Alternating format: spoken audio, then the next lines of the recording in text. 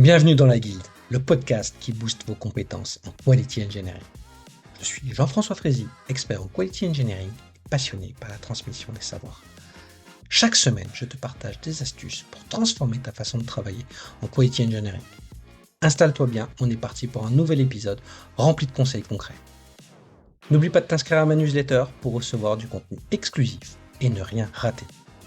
Chaque semaine, je te livre des méthodes actionnables, des outils efficaces et des stratégies sur les meilleures pratiques du moment, avec des formats courts, pratiques et accessibles à tous. Alors abonne-toi maintenant pour ne rien rater.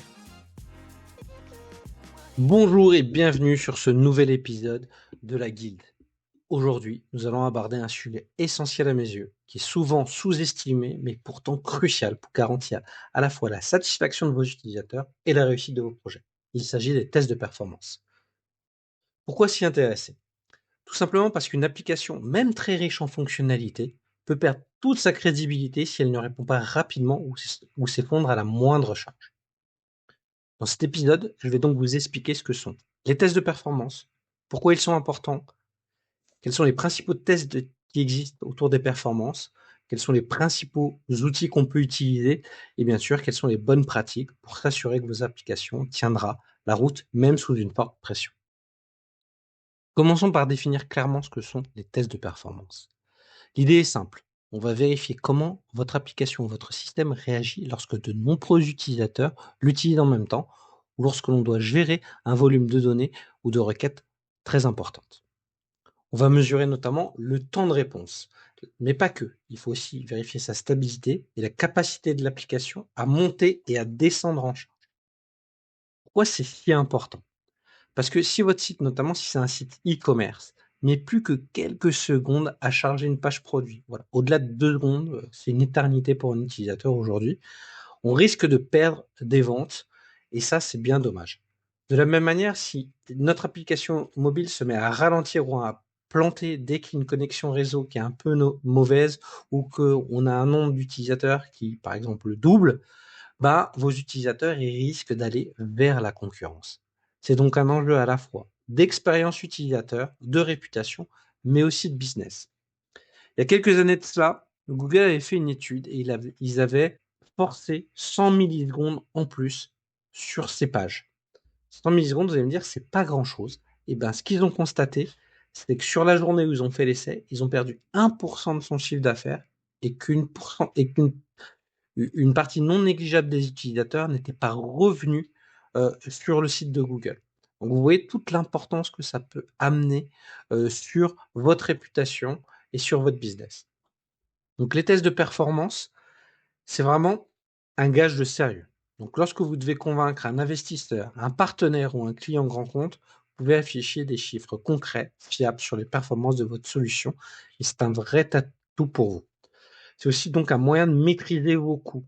Donc on peut bien monitorer et découvrir les problèmes de performance en amont et pas forcément les subir en production et ce qui peut devenir vite très coûteux, notamment avec des applications qui sont basées sur le cloud et donc qui vont générer des pods et des machines virtuelles à la demande lorsque le trafic augmente et non maîtrisé. Ça peut être aussi une maîtrise des coûts et de nos infrastructures, du hors prod, pour s'assurer que tout se passe bien et que les gens puissent travailler correctement lors de la phase de construction et du développement de l'application.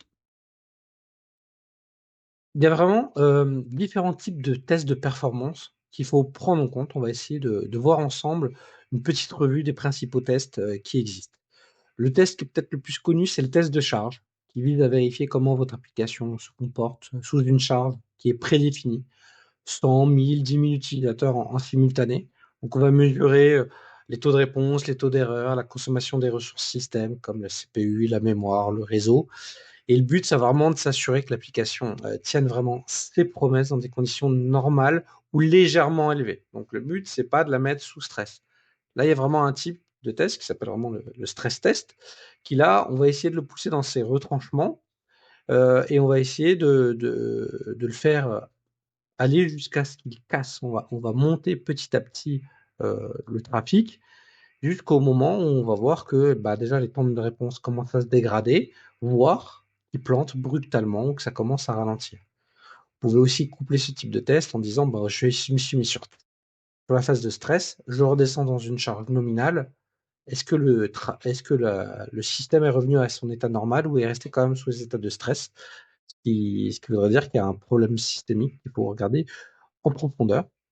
On a un autre type de test qui est le test d'endurance, où là, on va essayer de tester sur 24, 36, 48 heures une activité normale sur une période prolongée. On va s'assurer notamment qu'il n'y a pas de fuite mémoire ou d'usage anormal de la CPU un peu erratique qui pourrait apparaître au bout de plusieurs heures ou au bout de quelques jours. C'est toujours mieux de le voir en amont de la production que lorsqu'on est en live. C'est toujours des problèmes très difficiles sur lesquels on doit investiguer et qui sont assez complexes. Un dernier type de test que je vous parlais, c'est aussi ce qu'on appelle le test de spike. On va soudainement mettre un trafic très brutal puis redescendre. C'est ce qui se passe si, je sais pas, vous passez à une émission de télé sur BFM, à la radio ou à Qui veut être mon associé, bah, tout de suite vous allez avoir un pic d'activité. Donc il faut essayer de le simuler pour voir comment va réagir votre système. Et donc le but, c'est vraiment de voir comment on peut encaisser cette charge soudaine sans se bloquer et toujours à continuer à ce que le business tourne et que l'application puisse réagir. Donc ces tests, ils sont vraiment complémentaires. On doit vraiment les mettre dans une stratégie qui doit être définie en amont en fonction de vos risques et qui va vous permettre d'anticiper la robustesse et la capacité de vos applications à s'adapter aux différentes conditions réelles d'utilisation. Pour permettre cela, il y a différents outils qui existent, de l'open source au commercial. Vous pouvez avoir JMeter, par exemple, qui est peut-être l'outil open source le plus connu, qui a énormément de plugins qui permettent de faire pas mal de choses. Il y a Gatling qui existe aussi en version SaaS et un peu open source. Côté français, vous avez Octoperf, qui est une surcouche de JMeter, qui est en mode SaaS et qui est vraiment voilà, qui permet de faciliter le scripting si vous n'êtes pas un adepte de la technologie.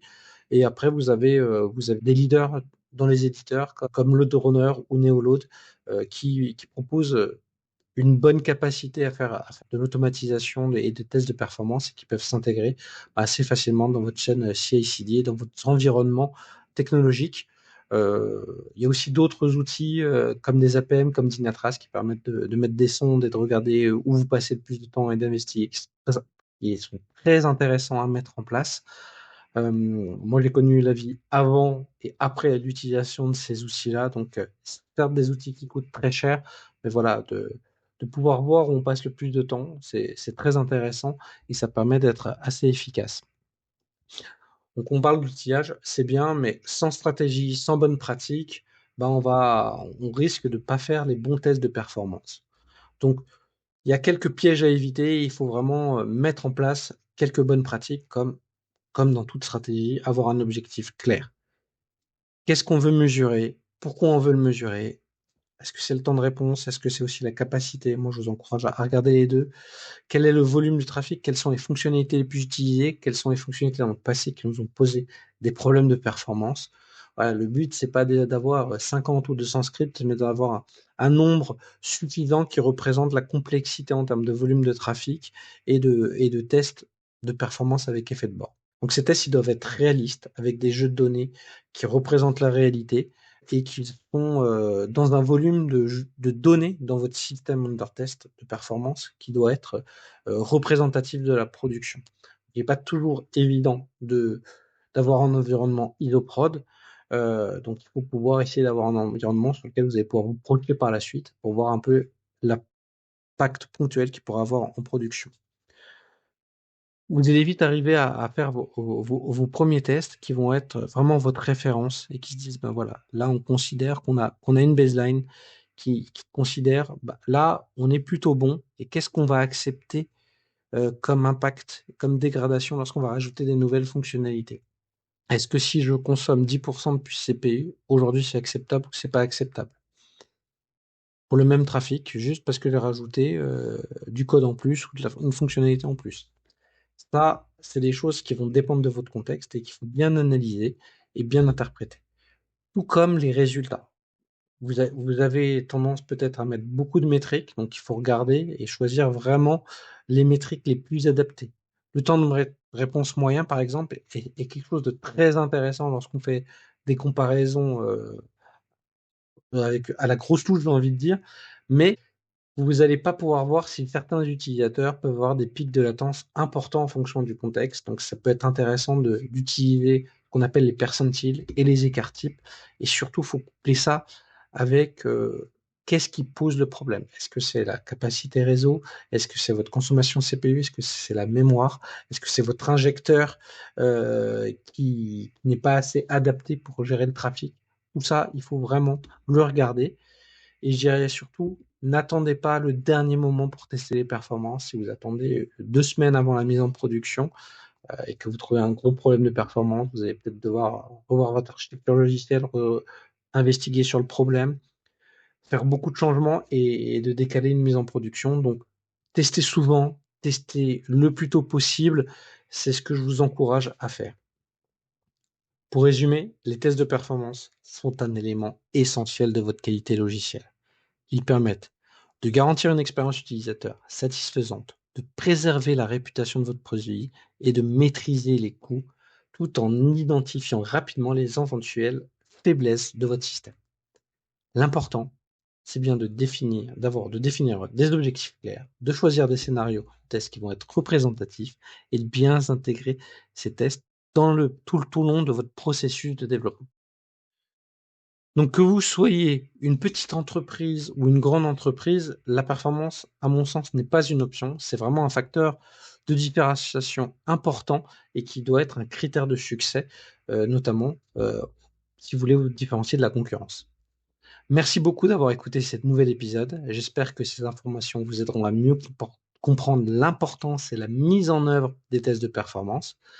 Si vous avez des questions, des retours d'expérience ou des idées de sujets pour les prochains épisodes, n'hésitez pas à me contacter en direct sur LinkedIn. Je vous donne donc rendez-vous très rapidement pour le nouveau rendez-vous la semaine prochaine. On parle de qualité logicielle et quality engineering. D'ici là, prenez soin de la performance de vos applications. Merci d'avoir écouté cet épisode. C'est grâce à toi que la guilde continue de grandir. Si tu as aimé, n'hésite pas à partager autour de toi et à laisser un avis 5 étoiles sur ta plateforme préférée.